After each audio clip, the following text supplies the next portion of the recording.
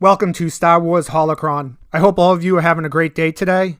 So today is a special day for multiple reasons. First, it's Star Wars Day, so may the 4th be with you, and it is also my birthday. So today I wanted to share with you a present I got for my birthday. It's a book called Star Wars: The Lightsaber Collection by Daniel Wallace. It goes through most Jedi, Sith, and other Force users' lightsaber designs, mainly focusing on their hilts. So I wanted to go through all these with you. I'll be taking the information straight from the book. Let's begin. This is the weapon of a Jedi Knight, not as clumsy or random as a blaster, an elegant weapon for a more civilized age, said Obi Wan to Luke in A New Hope. A Jedi can manipulate the Force to perform superhuman feats, and the lightsaber is an extension of that skill. Few weapons are more powerful than a lightsaber in the hands of a Force user. Not only can its blade slice through most materials with ease, but its frictionless design also makes it difficult to wield without preternatural precision. Although one doesn't need to be a Force user to activate a lightsaber, General Grievous and Han Solo both use them in the films. Only a Force user, however, can operate a lightsaber to its full potential. A lightsaber's plasma blade is generated by a crystal within the hilt. A person experienced in using a lightsaber can use the weapon to intercept incoming blaster bolts. The saber can also be thrown in a spiraling boomerang-like arc to disarm opponents. It can also be employed as a tool for everything from illuminating a dark corridor to melting through a starship's bulkhead. In early concept art for A New Hope, lightsabers are wielded by rebels and Imperial soldiers alike. Lucas's decision to limit their use to the Jedi Knights and their dark side counterparts only cemented the iconic status of the weapon. In George Lucas's view, the lightsaber is more than just a weapon. It was a symbol of a simpler time, a time when honor ruled, he said. Its original concept was that the Jedi would fight with swords, and I wanted to make it a sort of laser sword to give it that technology edge. Throughout history, swords have been ritualistic objects, sometimes imbued with the mystical significance or used as generational proof of one's royal birthright. The lightsaber's ability to deflect the attacks of blaster-toting adversaries only deepens the spiritual connection Lucas sought. A Jedi was there to protect himself and be defensive, he said. A laser sword in a world of ray guns would be a perfect defensive weapon. In spin-off Star Wars stories, the lightsaber's connection to a gallant knight's longsword is even more explicit. A Jedi apprentice is promoted to the rank of knight in a ceremonial ritual, in which the honoree nails and receives the cap of a lightsaber blade above each shoulder. Energy constantly flows through the crystal. You're not fighting with a simple blade as much as you are directing a current of power, said Kanan Jarrus to Sabine Wren. Why do lightsabers differ so widely in blade color and show such a range of hilt styles? Remember that lightsabers aren't factory-made items to be grabbed from the rack. Each one is a personal expression of its creator, requiring intense meditation and a willingness to open oneself to the Force. Most lightsaber hilts are constructed from metal, but some Jedi opt instead for handles carved from wood, bone, or even rock. A lightsaber's hilt may be straight or bent, long or short, or have the capacity to generate more than one blade. Exterior adornments are almost always functional in nature, such as activation studs, grip pads, or loops for attaching lightsabers to belts or clothing. The color of the energy blade is determined by the primary crystal within the hilt. Traditionally, this is a Force-attuned kyber crystal originating on a sacred world such as Ilum or Jedha, projecting a beam that burns with blue or green light. The red-bladed lightsabers of the Sith are formed when a dark side Force user bleeds a crystal of its natural color by imposing negative emotions on its crystalline structure. Hilts are often cast from metals such as arsitron and Haitian smelts. Emitters, switches, sleeves, and other components can be swapped out for easy customization. Atypical lightsaber designs include half-length shotos and dual-phase sabers that can be extended or shortened at will. The Emperor's Inquisitors carry spinning lightsabers with motorized hubs. Ezra Bridger builds a hybrid weapon that combines the function of a lightsaber and a blaster pistol. Jedi initiates usually begin lightsaber training at a very early age, as young as 3 or 4 when it comes to human students. The lightsabers carried by the Jedi Temple younglings aren't fully powered. These training sabers, built small to fit little hands, emit low-intensity blades and capable of cutting skin. They do, however, deliver a nasty shock. During some combat exercises, younglings use simple wooden staffs. As Jedi grow in experience, classroom demonstrations give way to one-on-one instruction to the feat of a Jedi Knight or Master. Learning to use a lightsaber is a process that never ends, which seems appropriate given the difficulty in handling one. Even with the Force, a Jedi can lose a limb to their own energy blade if they wield the saber carelessly. Explained by George Lucas, lightsabers were very powerful and had a lot of energy in them, so you worked with them as if they were heavy. George was adamant that these things were really heavy. Something really interesting is that in A New Hope, they handled lightsabers with both hands. Only after A New Hope were actors allowed to demonstrate a one-handed grip, an innovation intended by Lucas to demonstrate a Jedi's increasing mastery. Now onto lightsaber designs. First, we have the Jedi of the Galactic Republic. Then we will go into the Sith, and end with new Jedi tradition. The first lightsaber on the list is from Aayla Secura. Her blue-bladed lightsaber was designed for durability during long missions, as well as easy access to its inner workings to effect field repairs. The saber's Durasteel hilt sports a rigid upper grip, plus controls for adjusting the blade's length and intensity. Next is Ahsoka Tano's lightsaber from the Clone Wars. She carries a silver lightsaber hilt with a ball-shaped pommel and a groove running down its midline. The upper portion of her saber takes its design from Anakin's lightsaber, but is split down the middle and then flipped to create a mirror image, resulting in the groove. Her pommel matches Obi Wan's original lightsaber from The Phantom Menace.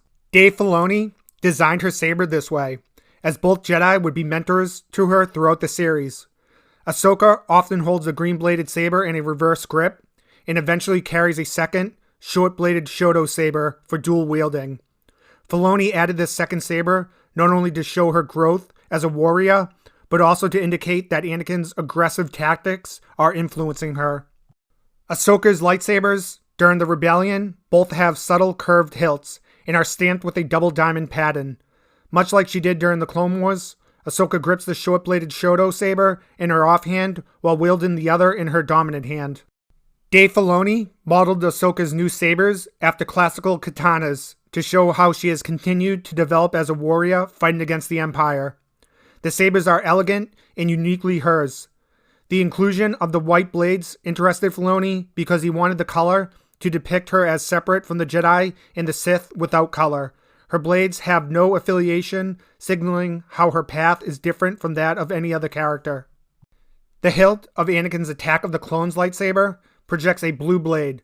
Solidly constructed, it sports rubbery black grips across the lower hilt and is calibrated to deliver maximum power. Barriss Offee's lightsaber emits a blue energy blade and has a metallic hilt with a cap on one end and a ringed emitter on the other. Prominent dials and buttons control the activation and intensity of the blade, but do not interfere with the combat grip. Next, we have Sindralig's lightsaber. It emits a green blade and it has two dials on the side. The book didn't really go over too much about Sindralig's lightsaber, which I was kind of surprised. Depa Billab's lightsaber is blue-bladed and features a solid metal cylinder ending in a tapered pommel. Its multi-ringed emitter is partially enveloped by a diamond-shaped metal segment that wraps entirely around the hilt. Even Pyle carries a half-size Shoto like Yoda, a practical acknowledgement of the different fighting styles required by smaller duelists. The hilt gleams with a chrome-like sheen, and the energy blade burns green. I don't remember how to pronounce his name from the Clone Wars, so I'm just going to go with it. Gungi builds his lightsaber aboard the Jedi training vessel, Crucible, during the return trip from the sacred planet Ilum, where he finds the green kyber crystal that would power his blade. The naturalistic feel of his lightsaber is conveyed by its wood grain handle, which is gently contoured to fit the grip of its wielder. A metal sheath containing the weapon's inner components emerges from the upper half of the hilt and forms a pointed emitter shroud at the very far end. This is Jocasta Nu's lightsaber, which emits a blue energy blade. It has a gold knob at the top and gold on the lower portion of the hilt. Similar to Sindralig's lightsaber, not a lot of information was given on Jocasta Nu's lightsaber. One shot in Attack of the Clones depicts Ki-Adi Mundi holding a green-bladed lightsaber, but in all the other shots, the blade is blue. The discrepancy is reconciled by giving his lightsaber two primary crystals, reflecting the binary brains of his species. The hilt of his saber has a dull matte finish and external controls, allowing Ki-Adi-Mundi to switch between crystals. The Jedi Temple Guards don't wear their individual lightsabers while on duty, instead carrying thick, double-bladed staff weapons, commonly known as lightsaber pikes. The energy blades of each lightsaber pike burn with yellow light, a color rarely seen in energy weapons powered by kyber crystals. Many Jedi don't spend time underwater, and there is some behind-the-scenes debate about whether lightsabers malfunction when submerged. This debate was sparked by a deleted scene from The Phantom Menace, in which shows Qui-Gon chastising Obi Wan for allowing his lightsaber to short out after dunking it in a Naboo swamp. Nevertheless, amphibious Jedi have developed appropriate countermeasures, with Kit Fisto's green-bladed saber constantly switching between two different crystals to allow for underwater combat without risking blade failure. Luke, as a Jedi Knight, has a hilt that closely resembles the one carried by Obi Wan in A New Hope, which makes sense given that Luke builds the weapon using notes and materials found in Obi Wan's hut. The green color was selected as his choice of color because in the movie, the green color of the energy blade gave it better visibility against the clear Arizona sky where filming of the Sarlacc sequence took place. Lord Corvax in Revenge of the Sith, Vader Immortal, involves the exploration of a hidden sanctum beneath Vader's fortress on Mustafar and reveal of a legendary blade. This light sword was forged long ago by the power-mad Lady Corvax and her husband, the Black Bishop. The light sword has corkscrew prongs twisting around the base of its blue energy blade and a fan-like structure connecting the crossguard to the hilt. An unusual crystal configuration relies on an exposed kyber crystal mounted to an ignition ring, perhaps attesting to the extreme age of this extraordinary Force relic. The green-bladed lightsaber, wielded by Luminara Unduli, belongs to the same design family as the one carried by Plo Koon, with a finned radiator casing and a ribbed gripping surface. The hilt of Mace's lightsaber is polished electrum and glitters with golden highlights, indicating its owner's status as a senior member of the Jedi Council. Something very interesting, before filming the climatic battle of Geonosis and Attack of the Clones, Mace Windu actor Samuel L. Jackson made a specific request of George Lucas. We had this big arena fight scene with all these Jedi, and I was like, I want to be able to find myself in this scene, Jackson said. I said to George, you think I can get a purple lightsaber? I'm like the second baddest Jedi in the universe. Obi-Wan's lightsaber as a Padawan has a simple, symmetrical form that bears little resemblance to the one he will carry during his exile to Tatooine. The hilt is constructed from a silver alloy and features a scalloped hand grip, and its crystal projects a blue energy blade. We all know Obi-Wan loses this lightsaber in the duel with Darth Maul in The Phantom Menace. Obi-Wan as a Jedi Master's lightsaber has a hilt design that excused the use of complete exterior plating, allowing for a partial peek into the saber's inner structure. Black ribbing acts as a gripping surface on the upper hilt, just behind the exposed neck that gives the saber its bare bones appearance. Plo Koon carries a blue-bladed lightsaber with a distinctive tapered radiator casing at the base of the hilt. Its battered exterior reflects the aggressive combat style favored by its owner. Not many Jedi carry double-bladed lightsabers, but Pong Krell's weapon is stranger still. Its folding switchblade-like design is seen only in the animation until Episode 9, The Rise of Skywalker, which shows a similar model as part of Rey's dark side vision. Krell actually carries two such weapons, one with two blue blades and the other with two green blades. Qui-Gon's lightsaber crystal generates a green blade. Though he studied under Count Dooku, Qui-Gon's lightsaber bears no resemblance to his master's bent hilt dueling design.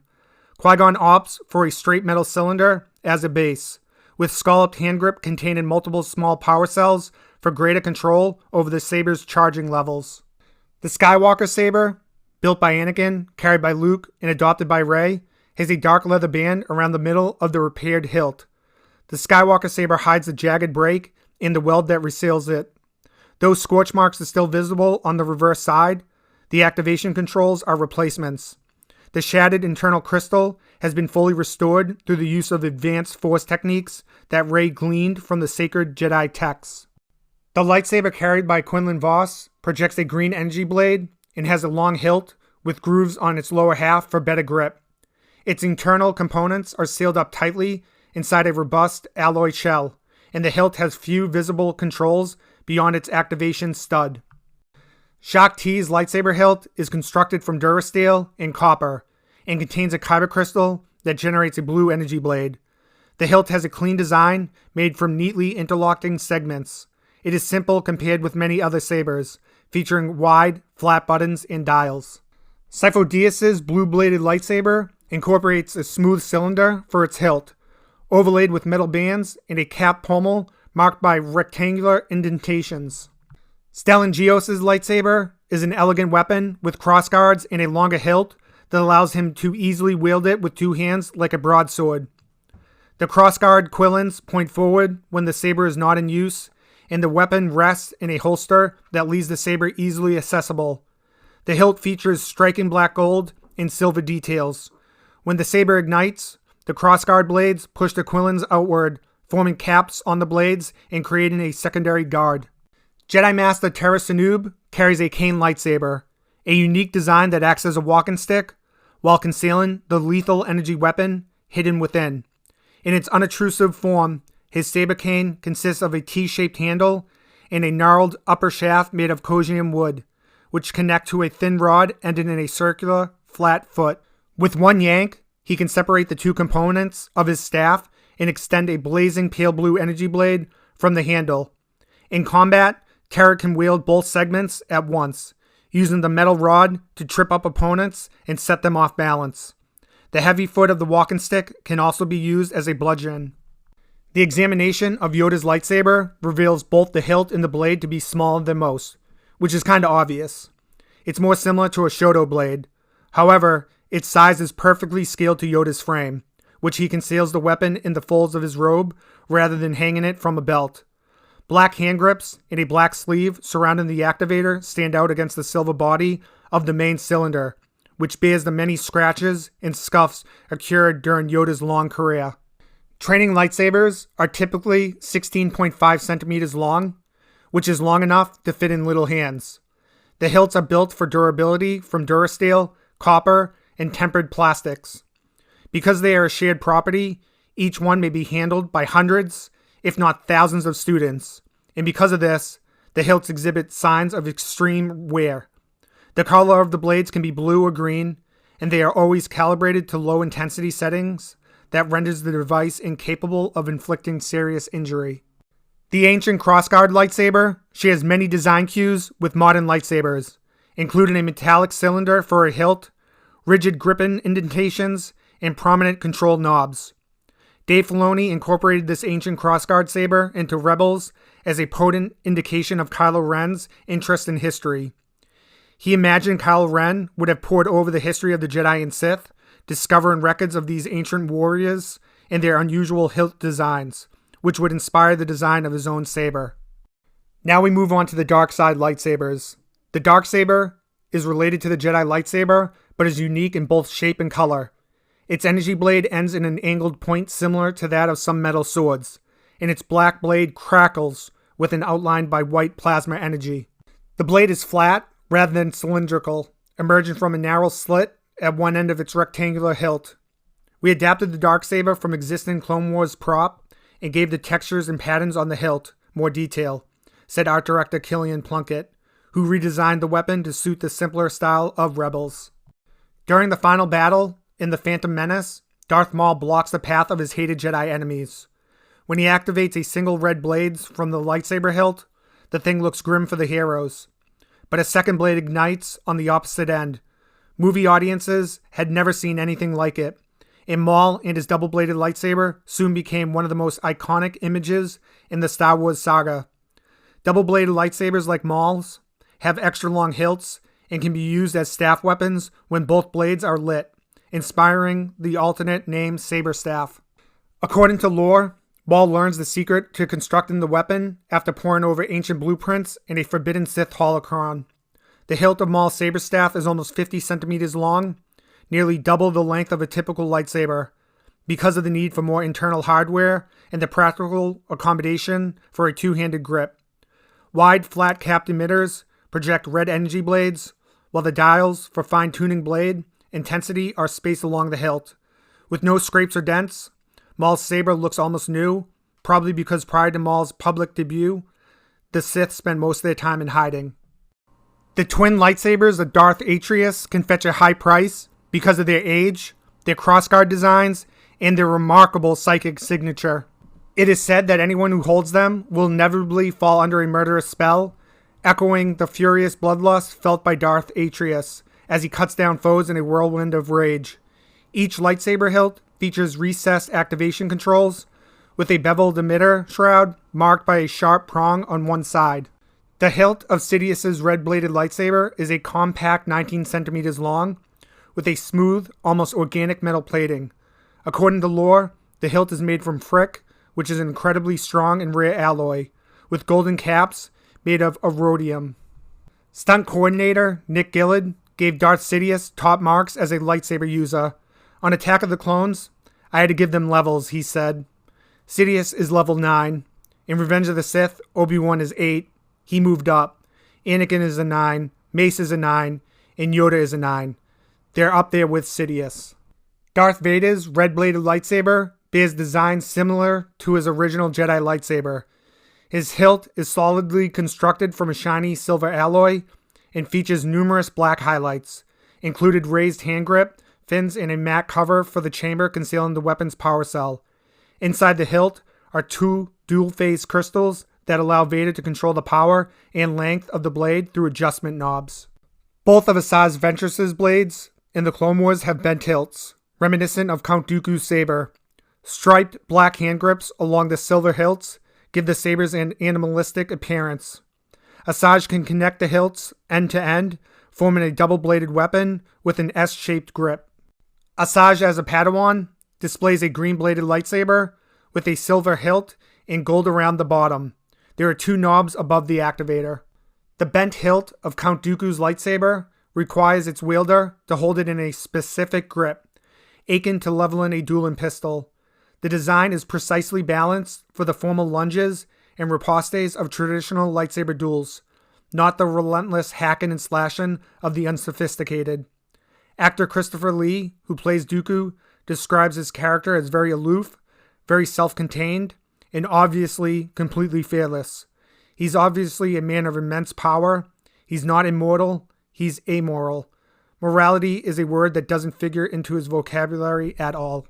The Eighth Brother's lightsaber has a smoother, more integrated appearance than the other models carried by the other Inquisitors, with the hilt merging with the emitter ring to form a solid spoke across the midline.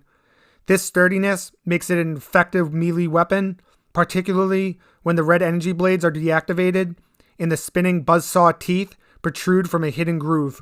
The Fifth Brother, like the other Inquisitors, carries a spinning lightsaber, though his model features a broad, flattened emitter disc with notches cut into each side. Each blade emitter has a grid of small holes drilled into it to prevent overheating. The saber's 2-toned hilt is bisected lengthwise by a swooping, organic curve. The Fifth Brother relies on powerful slashing moves in combat, knowing that his strength will give him an edge over most opponents. The Grand Inquisitor's red double-bladed lightsaber is typical of those carried by all members of the Inquisitorius. A round emitter ring, which can be folded into a compact half circle when not in use, surrounds the hilt and contains 2 emitters. The ring of blades it projects can spin rapidly at the touch of a button, generating a near impenetrable screen of whirling energy. Additionally, micro repulsor lifts can combine the blade's spinning action to lift the user off the ground like a handheld helicopter. The Inquisitor's weapons needed to have an aspect that was shared while still allowing each to be unique, explained Rebels director Killian Plunkett. It gave us a nice graphic shape to the hilt, and the spinning allowed the Inquisitors to cheat by using a mechanical aid. The hilt of Kylo's lightsaber is the saber he originally carried as Ben Solo before his fall to the dark side. Its casing is now blackened by fire and heat during reconstruction. A cracked kyber crystal powers the blade, resulting in flame-like emissions as the overclocked plasma burns excess energy. To lessen this effect, Kylo installs a pair of Quillen emitters that vent energy at perpendicular angles the finishing touch that gives the weapon its distinctive broadsword shape. The crossguard design, developed in ancient times, also gives Kylo an edge in combat, allowing him to stab or slash at his enemies at extremely close range. By the time of Star Wars Rebels, Maul has constructed a new double-bladed lightsaber to replace his original.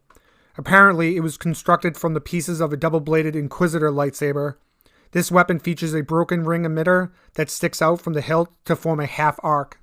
Maul's early Rebel appearance sees him masquerading as a feeble old hermit, and to complete the disguise, he adds pieces of gnarled wood to one end of the saber so it resembles a walking stick. Maul uses this weapon to fight the Inquisitors on Malachor, and wields it one last time in his final showdown with Obi Wan on Tatooine. The Ninth Sister's double-bladed spinning lightsaber is customized to suit her brawny frame, with a thicker emitter ring shaped more like a disc. The two-toned ring has concentric layers of silver and black, while the hilt is completely black with a glossy finish. Ren, who is a masked warrior, commands the ranks of the Knights of Ren and plays a pivotal role in Ben Solo's rebirth as the Dark Disciple, Kylo Ren, prior to the events of The Force Awakens. The backstory of Ren and his lightsaber originates in the limited issue comic series, The Rise of Kylo Ren. As depicted in the comics, the Ren is a solid, weighty saber, visually hinting at the power locked within its hilt. 4 bent prongs just extend from one end of the hilt like fish hooks, while at the other end, multiple tiny blocks encircle the emitter ring. The most dramatic expression of Rey's inner conflict comes during her exploration of the Death Star's wreckage and manifests as a cracked mirror duplicate of herself as an agent of evil, also known as Dark Rey. This dark side phantasm carries a double-bladed crimson lightsaber equipped with a unique swing hinge. The metallic hilt's silver sheen is discolored by carbonized blackening around the emitter shrouds. Black rings break up the hilt's uneven surface. When folded in half, both blades can be ignited in parallel, and with the flick of a wrist, the hilt can be swung fully open and lock into place as a saber staff. Savage Opress at first wields a pike as his primary weapon, but eventually replaces it with a double-bladed lightsaber, similar to the one carried by his brother. Beveled emitter shrouds on each end generate crimson blades that are unusually long. When both blades are lit, they give off a notably low-pitched hum. The second sister carries an Inquisitorious lightsaber with a ring-shaped spinner that supports a pair of energy blade emitters. The silver ring is notable for its finned protrusions, and the center hilt has an intended grip. Indicator lights in the hilt and the blade emitters glow a dull crimson. "We wanted to build a thoughtful combat," explained Fallen Order technical developer Brandon Kelch of the team's approach to battling enemies like the Second Sister. "We didn't just want to build a button smasher where you charge in and spam one button and everything dies.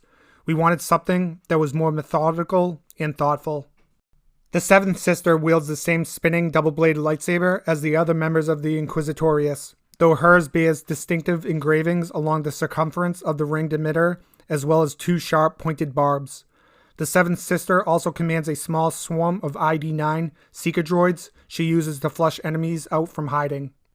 Taron Malakos' lightsaber has a brass-colored finish with multiple rings to create a gripping surface on the lower hilt. Above a narrow midsection, the upper segment is decorated with patterns of polished metal and a matte brushed metal. A red energy blade emerges from the emitter ring, situated between 2 metal prongs.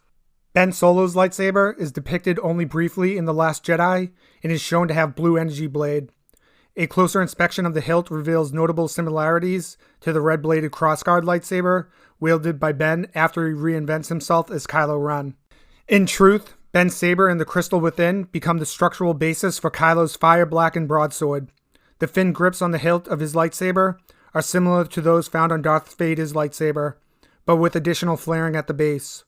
With geometric lines and squared-off corners, Ben's lightsaber shows a similar style to his mother Leia's saber, and almost resembles a medieval watchtower when standing on end.